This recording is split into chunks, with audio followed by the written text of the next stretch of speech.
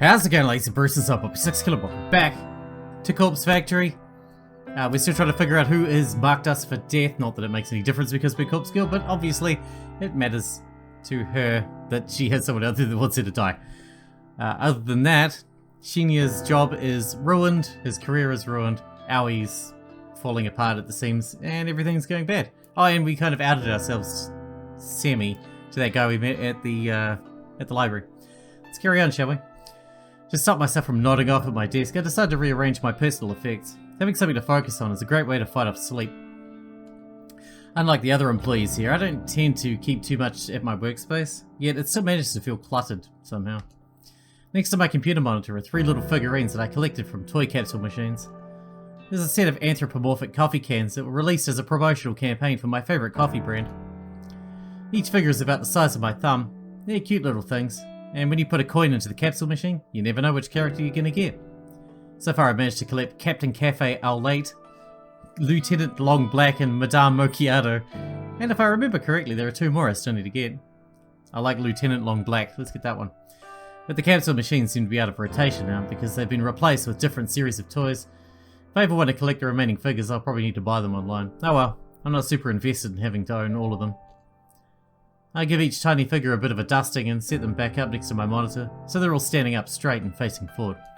Satisfied that they're tidy, I look to the small tray of drawers that sit on the other side of my monitor. I mainly just store papers and office memos in them. They're not really big enough to hold anything much larger than documents. I rummage through the drawers and discard a few old notices that aren't relevant anymore. When I'm done, I file away a couple of loose papers that have been fluttering around my desk for the last week.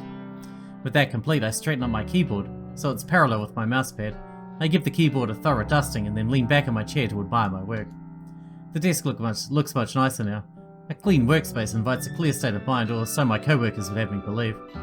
Maybe I'll buy into that a little bit, now that I can see the effects for myself. The corner of my eyes catch a glimpse of blonde hair and I turn to watch Tomoe enter the office. She nods at Shinya as she walks by his desk and continues nonchalantly towards her own workspace. Since her desk is in my line of sight, I have the perfect vantage point to watch her put her belongings down and take a seat. I feel a sudden stirring of excitement as she sits down. It's almost as if I'm anticipating something to happen. Is something supposed to happen with Tomoe today? Have I forgotten something important? The present you left in her desk? My tired mind can't really focus on those thoughts. I try to ignore the mild surge of adrenaline that starts pulsing through me when she took her seat. I distract myself by staring at my computer and looking over the list of today's tasks. It looks as though I need to correct a few entries I uploaded to the company server yesterday. In my previous distracted state, it's possible I made a few typographical errors. That's fair enough. I'll get to work on correcting the data. I open up a few programs and listen to the whirring of my computer tower, nearly drowning out the clamour of the office environment. The next sound I hear eclipses the noise of the computer and the office completely and absolutely. A terrified shriek slices through the air like a knife, leaving a deathly ringing silence in its wake. I scramble to my feet purely out of instinct, scanning for the source of the scream. I don't have to look very far before my eyes fall upon a distressed Tomoe, kneeling on the floor, clutching her face. She's on the ground next to her desk, staring down unblinkingly, her fingers white from the strain at clawing at her own head. In the sudden chaos of people rushing to her side, I somehow manage to notice that one of the drawers in her desk is wide open. An open drawer? As tired and exhausted as I am, the significance of the open drawer isn't lost on me. I immediately realised why my body subconsciously felt excited when Tomoe came into the office this morning. I left something in her desk drawer, something I wanted her to find.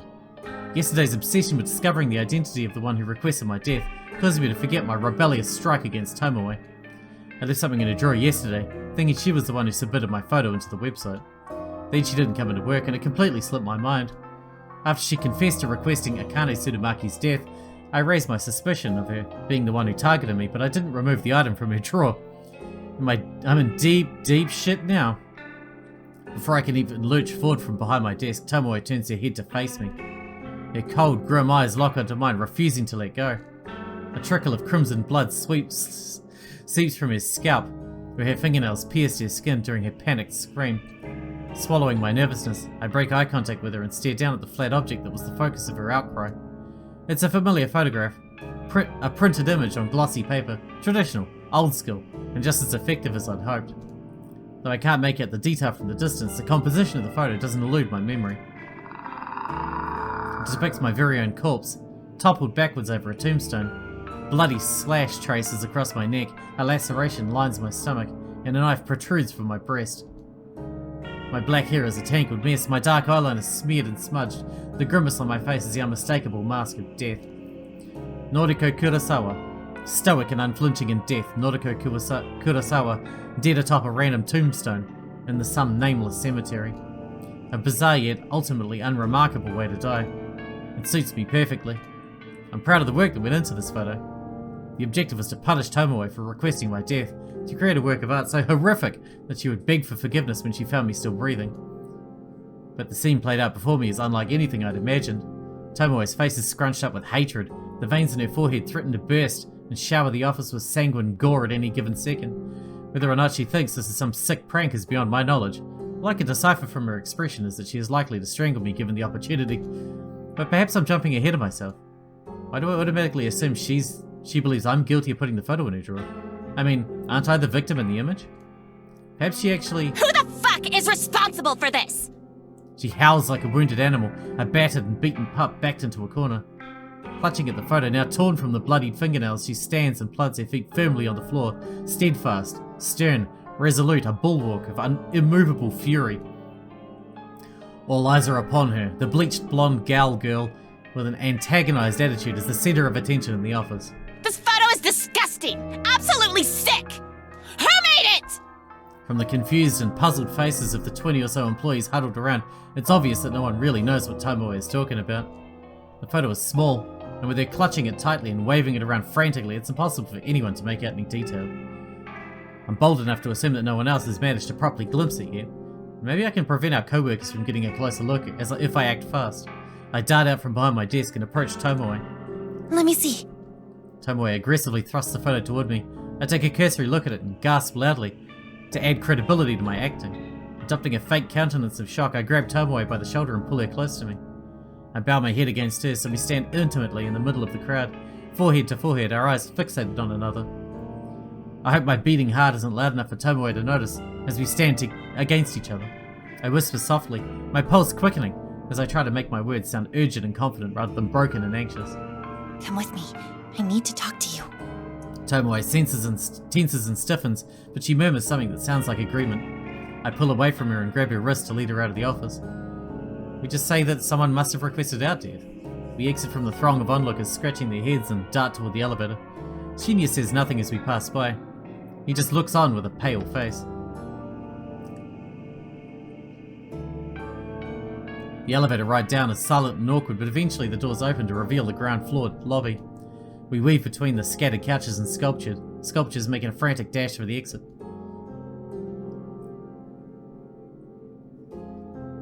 We finally emerge outside into the brisk morning air. Trying hard to catch my breath, I notice that Tomoe isn't nearly as exhausted as I am. I want to chalk up my wheezing condition to a lack of sleep, but I know that's just an excuse for my poor physical fitness.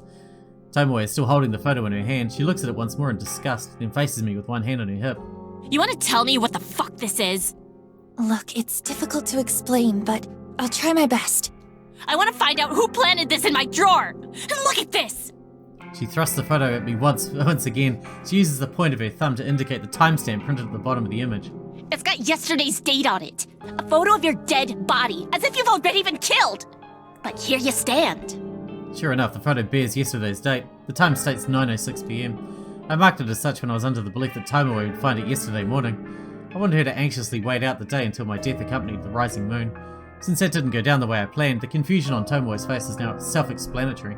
I just can't believe that corpse girl wants you dead. What did she say?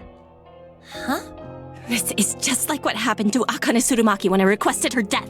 The police found a photo of her own dead body on her phone when they investigated how she died. What? Is this public knowledge? How did I not know this? And now you've got a similar photo. Does that mean Corpse Girl is trying to kill ya? But it doesn't make sense. It's already past the time it says here. And why was the photo in my desk drawer? What do I gotta do with it? Maybe they just put it in the wrong drawer. We're next door, right?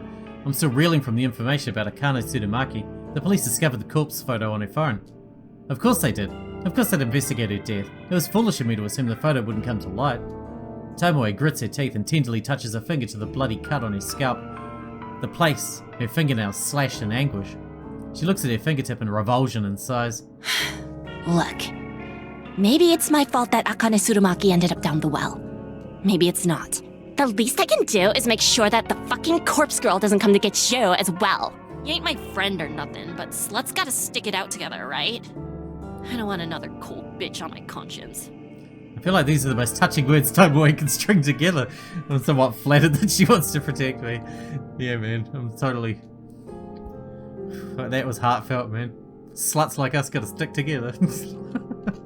Tomoe, you don't have to do anything. Yeah, I kinda do, you know? You comforted me a little when I came to you about the dead skank. Made me feel like I wasn't totally to blame, yeah? You might not be as much of a psycho as I thought. Might be a heart beating behind that flat chest. Okay. Thanks. Unexpectedly, the brash and brazen girl beams at me brightly, except we are a psycho. I'm putting you under 24-hour surveillance. Corpse Girl's gonna have to crack my skull open before she goes sticking her fingers into yours. Tomoe, really, that's not necessary. I can't figure out a way to convey that I'm not actually in any danger. Well, immediate danger at any rate. It's true that there's someone out there who wants me dead badly enough to have requested it through the website. But as far as the threat of Corpse Girl coming to get me goes, I'm perfectly safe. I resign myself to simply staring blankly at Tomoe, the girl I hold so much disdain for. I know I should choose my next words carefully. Tomoe is prone to violent outbursts even at the best of times. Aw, man. I don't need you to protect me, fuck off. That's a bit rough.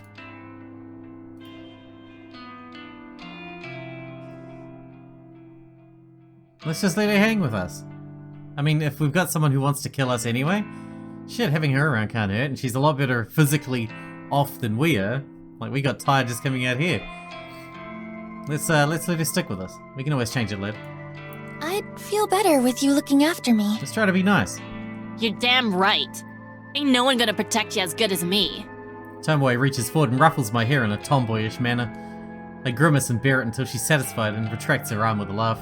Nah, what are we gonna do? I don't totally believe this corpse girl person really exists, but still. Something or other killed Akane Tsurumaki. Pretty sure it wasn't suicide, what with the photo and all. Since you got one of them photos too, I reckon someone's out to get you. Yeah, about that. How about we hunker down at my place after work? Gals night in, right? If someone tries to break down the door to get to you, I'll show him what's what. Yeah, you show him. She really is insistent. I almost can't believe this is the same girl that slapped me across the face last week. I feel like we could almost be friends at this rate, but what happens when she finds out I'm not actually in danger? Well, she won't find that out. Eventually she'll be like, the danger's past, and then we'll be good. Would she think I used her? Betrayed her? What if she finds out I'm Corpse Girl? That would probably be the trigger that provokes her into slashing my throat herself. Definitely. Tired as I am and feeling weak of will, I simply nod. Sure. Let's go to your place after If work. she finds out you're Corpse Girl, that means other people already know. And that means you're in jail. You're fucked. Yeah, that's what's up! We'll do a snack run, okay? Gotta have chocolate and cake on a night like this. All of a sudden, she freezes and stares intently into my eyes. Shit. Sorry, I didn't mean to... It's fine. Snacks sound good. Hey, don't feel pressured to eat, okay? I got a big appetite, so nothing will go to waste. She grins, looking proud of herself. My expression softens somewhat. Somehow, Tomoe is displaying the minimum amount of human decency, and yet, it's very touching. Well, we've got, like, a low standard for Tomoe. We've somehow broken down a wall between us and removed the animosity that has hung in the air since the day we met. Suddenly, she reaches out her hand, the photograph held gently between her fingers. Here.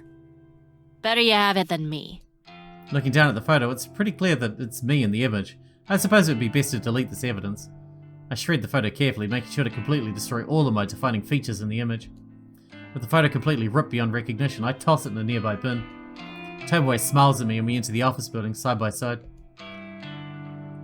Now we're friends, just like Shinya thought. Ooh, she's got a nice house. Tomoe's apartment is not at all like I expected it would be. For starters, it's not an absolute trash heap like it always was in my mind's eye. The place is nice, fairly modern, and probably not that cheap. She lives on the outskirts of Shinjuku, so she's a lot closer to the office than I am. That probably explains why she's so punctual, despite her terrible work ethic. From what I can gather from my first impressions, she lives alone. A few photo frames near the entrance feature some family members, including a younger brother and sister. It's funny because she doesn't seem like the older sister type to me. The personal effects decorating the apartment aren't cheap and tacky, much to my surprise. I immediately get the feeling that she earns more money than I do, even though we have the same job, though how could that be? We're both simple data entry temps. You'd surely be on the same contract and the same salary. I suppose she's a little bit older than me.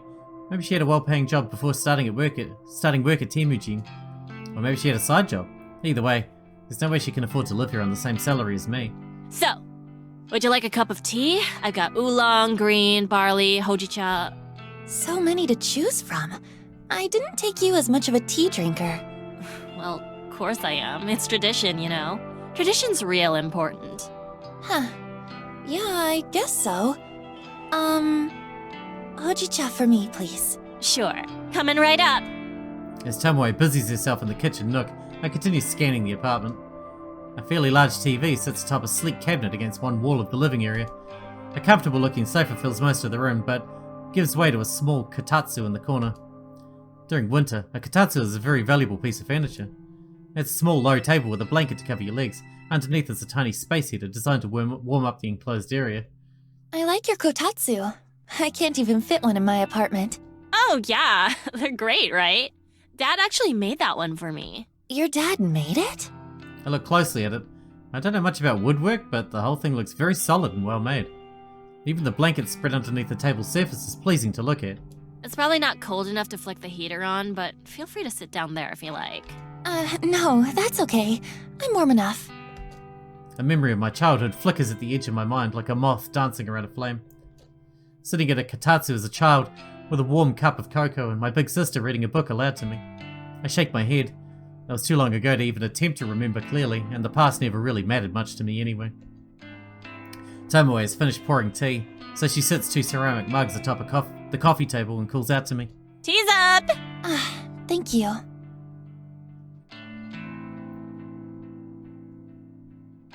So, we gotta protect you from Corpse Girl, right?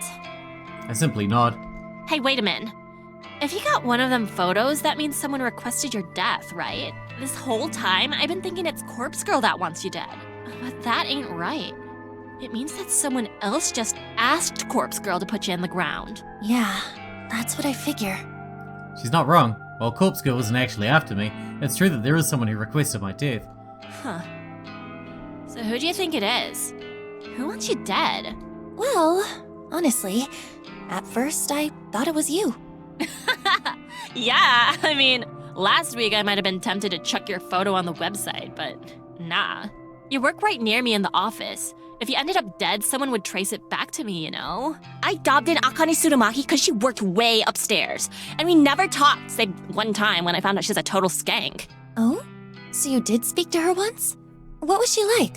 Fucking slut, that one. We met in the lobby. I was on one of them couches doing my makeup because I was in early one morning. She walks past me, gives me one of them looks all those snooty rich people give you. You know the type, like, I'm better than you and I know it. But you know what she said to me? What did she say? She says this. Honey, please wait for your clients outside the building. Huh? What did she mean? Like you're a prostitute. Ugh, don't you get it? She was implying that I'm a hooker or something. Just by looking at me, she decided I didn't belong in the office building. It really pissed me off. I'm sick of people judging me like that. Yeah, I look different from y'all, but so what? I got my own style, so just fuck off. So you're not a hooker? Bitch. You're lucky I'm in a good mood. I can't help but laugh along with her. Sorry, I was just kidding. Yeah, I know. You're not so bad, Noriko Kurosawa. Thanks. You're not so bad yourself, Tomoe Watanabe. We share another laugh, and I feel my tense and guarded persona slowly slipping away. This girl, this person I detested just days ago. Did I have her all wrong? We clashed countless times while working together, but now we're suddenly becoming closer. Why is that? It's almost as though some sort of maternal instinct kicked into gear inside Tomoe, and she feels the urge to keep me safe. Is it guilt over Akane Tsurumaki's death? Is it because she's happier overall, now that she has a boyfriend? Does dating Shinya make her less pissed off at the world and less eager to lash out? I don't know the answer, but I'm glad we've been able to set aside our differences. Right. Now we've got some tea. Why don't we watch some trashy TV? It's not exactly my preferred way to spend an evening, but Tomoe has welcomed me into her home. We've all but buried the hatchet. It's only fair that I extend a hand of friendship as well. Okay. Trashy TV sounds great. Let's do it. Yeah. Tomoe cheers and picks up the television remote with a quick flick of her wrist. We made a friend. Friend? That's kind of cute. Tomoe's not that bad. I knew right from the start she's not that bad inside, apart from when she was beating the shit out of me, you know. Kind of reminds me of Mia from V3. You know, kind of bitchy on the outside, but she's alright. Another dull morning in the office.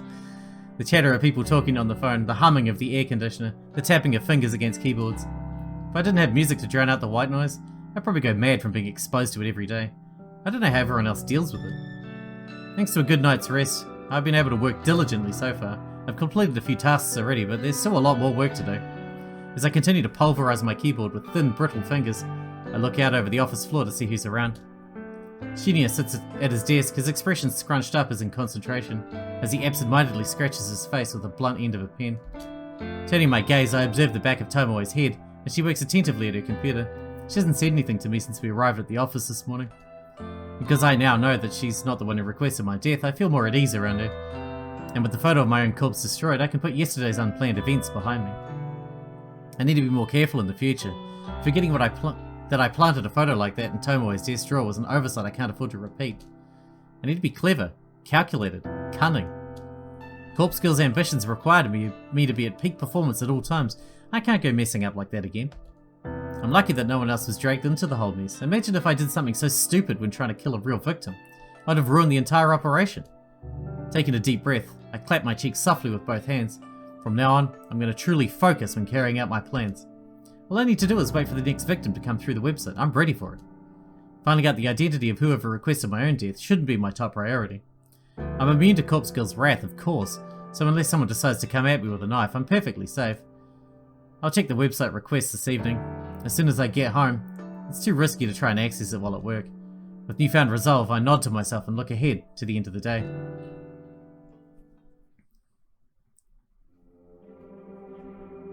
The flickering notification on my laptop screen prompts a wicked grin to split my face in two. One new request. I don't waste any time before opening up the details of the request. My heart begins to pound and I feel the welcome rush of adrenaline flooding through my body. Request details. Today, 10:55 AM local time. Victim's phone. Downloading image attachment. Oh, she looks nice. My eyes widen at the sight of the uploaded photo. Two people, two identical women. Twins? Identical twins at that. The woman on the left is circled in red. She's obviously the requested victim, but without knowing them personally, it's impossible to distinguish between the two. They both have the same stunning features, lustrous hair and contagious smile. This truly is an interesting request. I immediately jump to the conclusion that one twin wants the other dead. That's not the only possibility, but I'd like to think it's the case. Makes it exciting. I'd like to think that's the most fucked up scenario is the one that we're dealing with here. This type of request only serves to reinforce my resolve. I can't wait to start gouging out the victim's eyes. She'll leave behind a truly beautiful corpse. As I wait for my secret weapon, the database of the deceased to load up, my phone tingles beside me on the couch. It's a noise message from none other than Curator. Hey, you there? About last time. Hi. Hey, that guy? Ichi Hanada? Gone today. Is that so? Where'd he go? Cremated. Family didn't collect him. Limited space, you know how it is. Didn't quite know why Kojiro decided to tell me this. I suppose he still thinks I requested Aichi's death. So... I see. More names? What? Want me to look up more names? Corpse Girl's victims? Sorry, I don't have any more names for you. Shame. Tell me if you request more deaths. Oh, and... Do you know her identity? Who, Corpse Girl? Yes. No, sorry, I don't know who she is. Okay. Is it you? Geez, are we back to this again? No, it's not me. I'm not as clever as all that. Okay. How does she kill? I'm not sure. Okay. What do you know? Lol. All I know is that the victim receives a photo of their own corpse before they die. Everyone knows that. My dog knows that. It's her calling card. You had a request fulfilled. Tell me more. I don't know what else to tell you. Lame. Okay. By the way, I saw the photo. What photo? Aichi Hanada. Photo on his phone. The calling card. Huh? How did Kojiro see it? Surely he deals with dead bodies, but surely personal possessions are removed from the deceased before they enter the morgue. I need to play it cool here and not invite any more suspicion of myself. Are you talking about the photo that Corpse Girl supposedly sends her victims? Yes. Funny thing, it was definitely the guy, but photo didn't match cause of death. I remember crafting Aichi Hanada's photo. Of course, it wasn't all that long ago. I used a base image of a corpse with dismembered legs hanging over a power line. It was a memorable image after all. It made a fearsome sight, but it's not something that could easily be replicated by suicide or by murder for that matter. So I never really expected Aichi to wind up looking like the photo. From what I read in the obituary, he died in a traffic accident. He must have been driving or he was a pedestrian. Either way, it was likely a collision with a vehicle. For starters, cadaver still has both legs. No legs in the photo. Did you know that? No, I didn't know that. I haven't seen the photo you're talking about. You haven't? Interesting. So Corpse Girl doesn't share it with the requester. Hang on. Okay. So only the victim sees the photo. Here. Kojiro shares a photo in the chat. Sure enough, it's a snapshot of the corpse photo I produced for Aichi Hanada. He must have copied it from the victim's phone. The photo from Corpse Girl. Compared to this. Another photo was shared in the chat. This is what I haven't seen before. It's Aichi Hanada's true corpse, sprawled forward in the driver's seat of a wrecked car. Seeing a genuine corpse photo doesn't come as much of a surprise to me. After all, I've spent countless hours trawling through the database of the deceased. I've seen more than my fair share of destroyed lives. There's not too much blood in the photo. It's kind of lame compared to the gorgeous rendition of his death that I lovingly crafted. It's still not entirely evident what led to Aichi's car collision. This very well could have been a genuine accident. For my own ego, I have to at least pretend that Corpse Girl had a hand in it. Thoughts? The real death doesn't match Corpse Girl's photo at all. Why do you think that is? I feel pretty clever and manipulative by putting the question on Kojiro. I would lessen the suspicion of my true involvement as much as possible. You're asking me? Well, some theories. Corpse Girl's photo is a scare tactic, nothing more. But don't know where the photo comes from. She convinces the victim to kill themselves. What the hell? How could this very first theory be right on the money? Just who is this guy? Was he stalking me or something? Does he actually know the truth? Second theory. Corpse Girl comes after the victims, but a genuine accident happens first. Aichi Hanada died before she got to him. The second theory is off the mark, but I can see why he came to that conclusion. Regardless, this is the theory I wanted to believe. I think the second theory is most likely. Why would someone kill themselves from seeing a photo? Doubting my own methods like this leaves a sour taste in my mouth. Not that simple. Photos personal and time-stamped adds urgency, realism. Could be effective, especially in someone anxious or gullible. He's right, of course. Although causing death in this manner was never my intention when I first started Corpse Girl's website, it's a possibility that did occur to me when Ruri Hatsuno died. Wait a minute, how'd you even get these two photos? Lol. Now she asks. Police on scene like to share. More morbid the better. Dead guy with the corpse photo on his phone fits the bill. They send me both photos. We play spot the difference. Lol. Disgusting. Never knew the police could be so disrespectful to the dead. Well, I can't really talk, at the very least. I'm not in that line of work. Anyway. Coffee? Huh? Get coffee with me. Yes? No? That guy's a fucking weirdo, man. Unbelievable. This guy wants to meet up and grab coffee? Has this conversation really given him the feeling that I'm interested in it? Does he think we've bonded over a discussion of dead bodies? I'm about to tell him no, but some part of me hesitates and holds my fingers. Kojiro has connections. The morgue, the police. It's not inconceivable that he might be a useful tool in the future. At this stage, I'm about 80% sure he doesn't know my true identity. I might be safe to meet up with him. On the other hand, I get the impression that even if he knew who I really am, he'd only be impressed. It's a gamble. It could be beneficial, or it could lead to me being caught out. I might even get arrested for my involvement in 3 deaths. Though, is what I'm doing really illegal? I'm not so sure. But I don't think a jury would take my side. So, that's why I have to err on the side of caution at all times.